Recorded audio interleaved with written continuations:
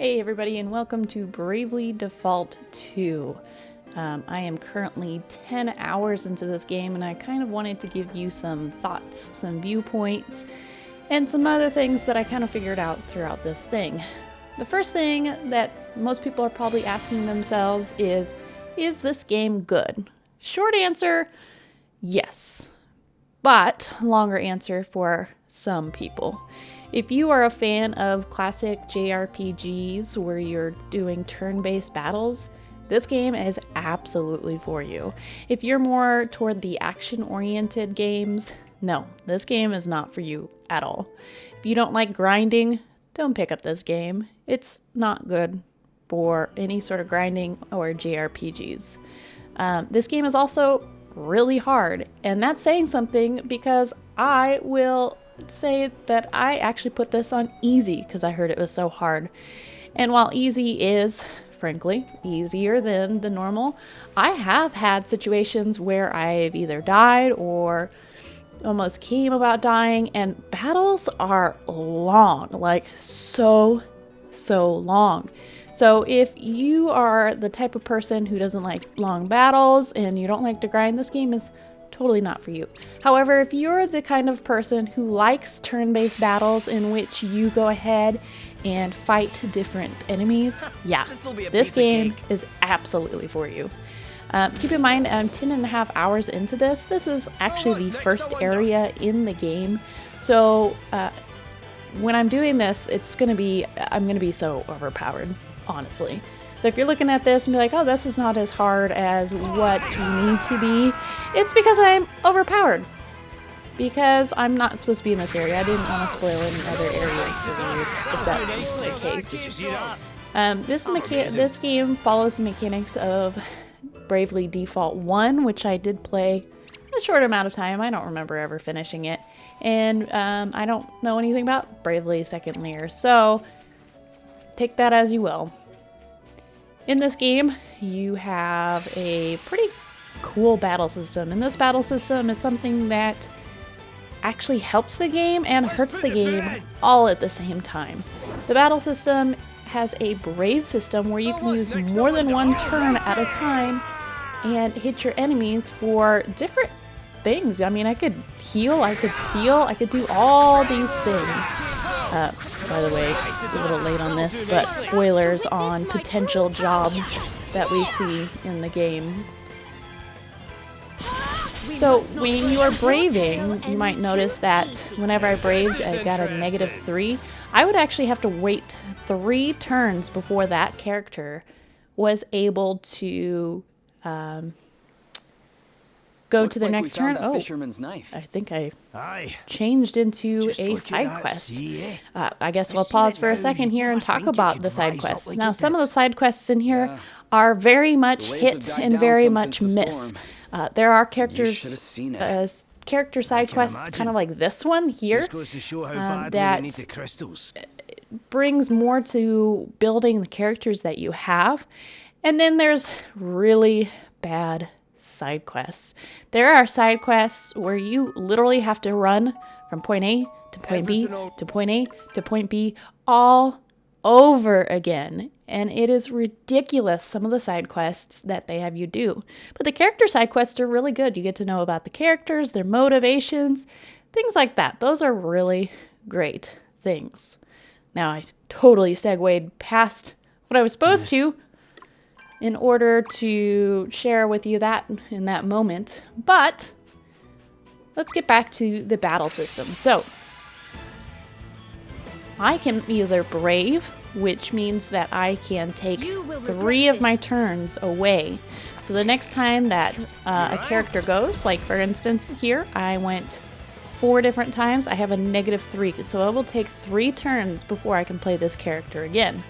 Or I can go ahead and default, which will kind of help me in the long run, because if I go back to that character and I hit all of his brave points, it will be -2 because I got to use that default thing. Default is really useful because it is like your guard meter, and it gives you an extra BP point, which are those brave points that we're talking about. Now, Something also cool in this game is the job system. And again, I'm going to spoil some of the jobs, so if you don't like things spoiled, I would scroll ahead to see different things about this. Let me go ahead and finish these guys off. On to the next one. Sorry, pal. Now, something that this game does incredibly well, in my opinion, is the way that it approaches the jobs, abilities, and the equipment.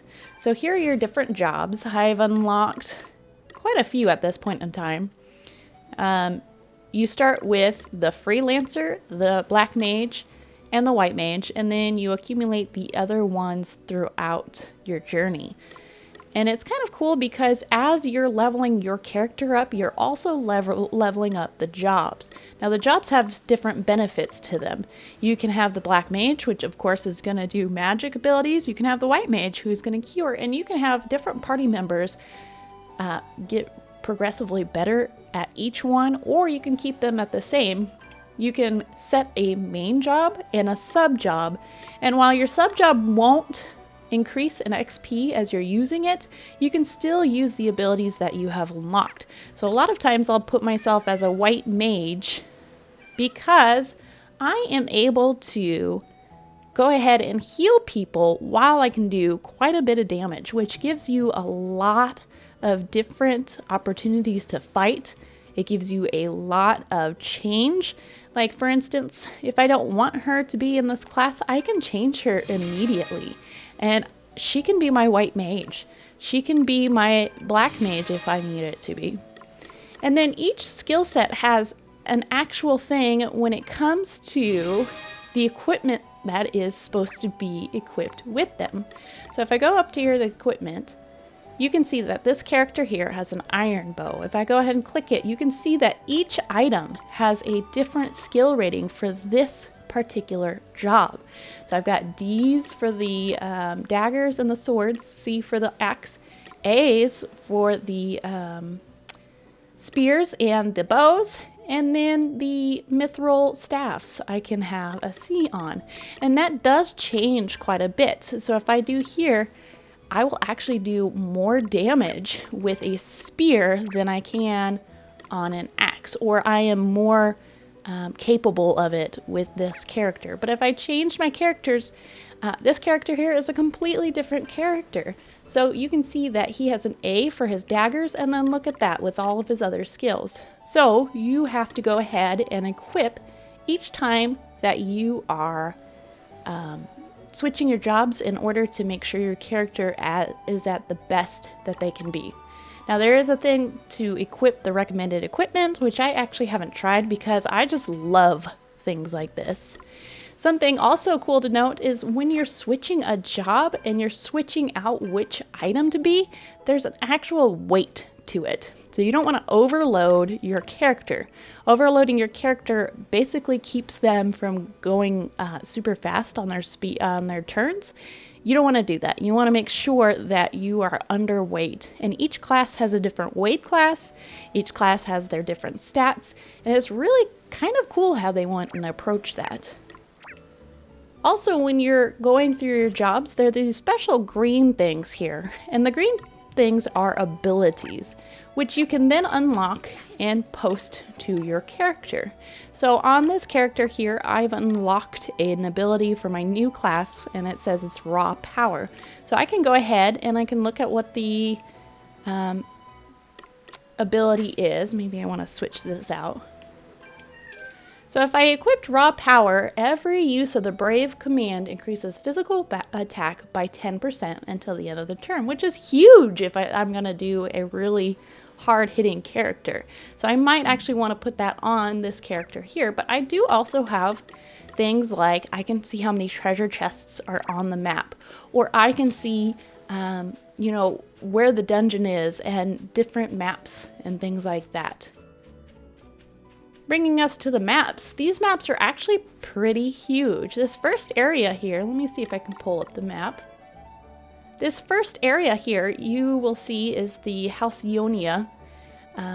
This is your first area around where the rivers are, is where you can explore.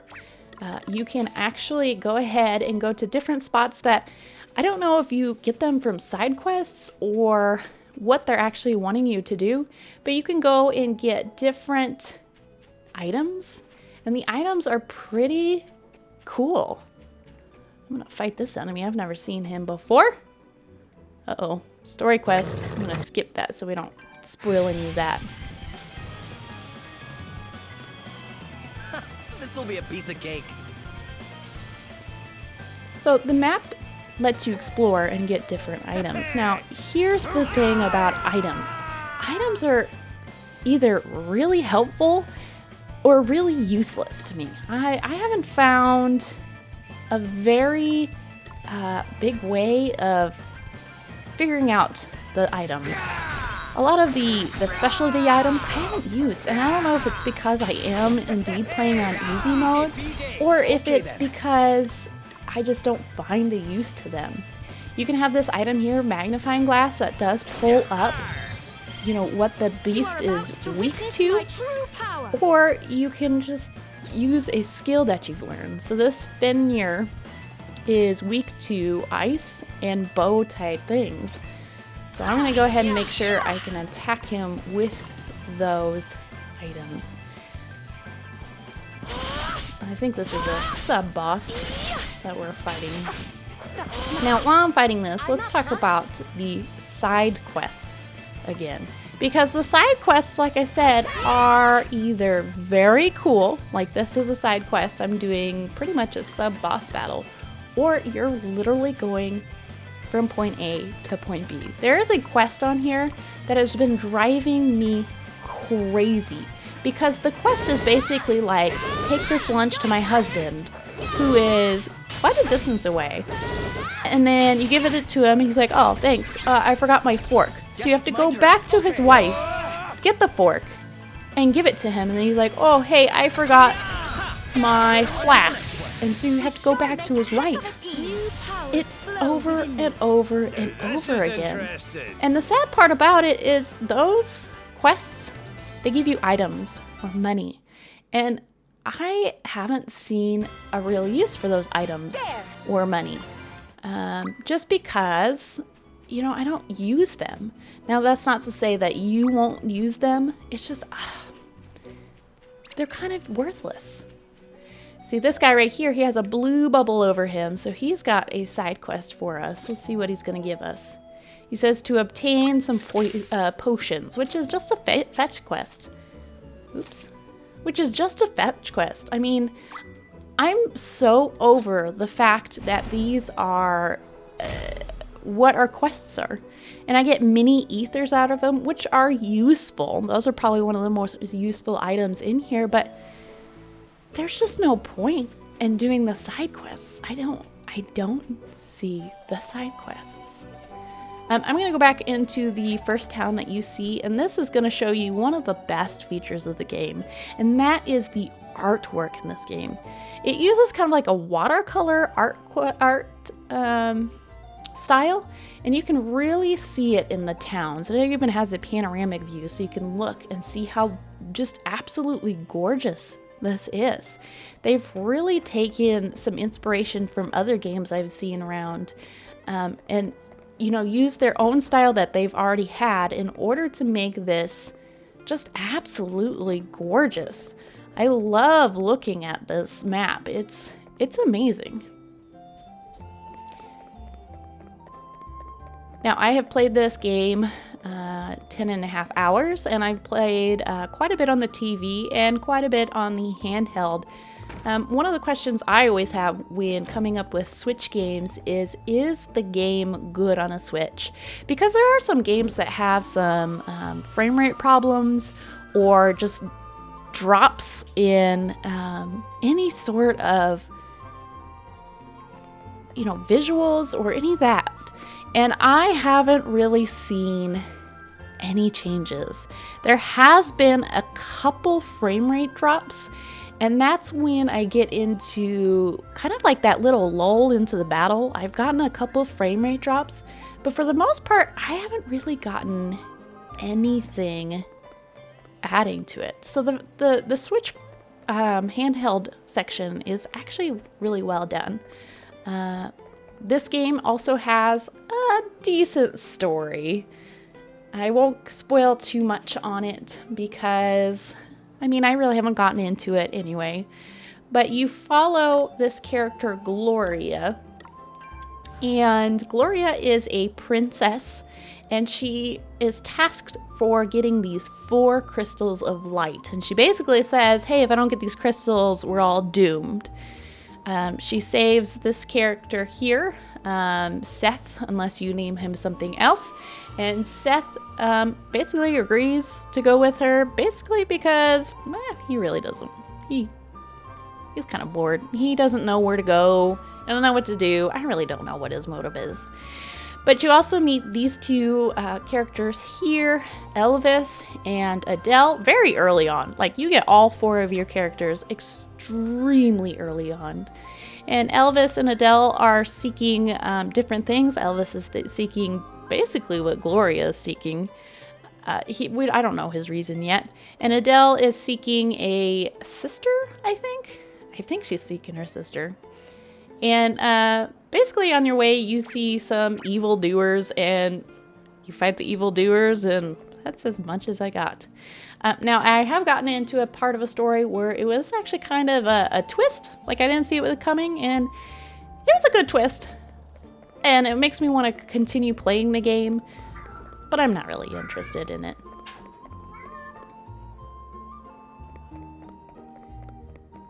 I'm not really interested in the story whatsoever. It's good enough to be something that, you know, keeps me playing, but it's not good enough to be like the most mind-blowing story on the planet. I'm gonna say that one for sure.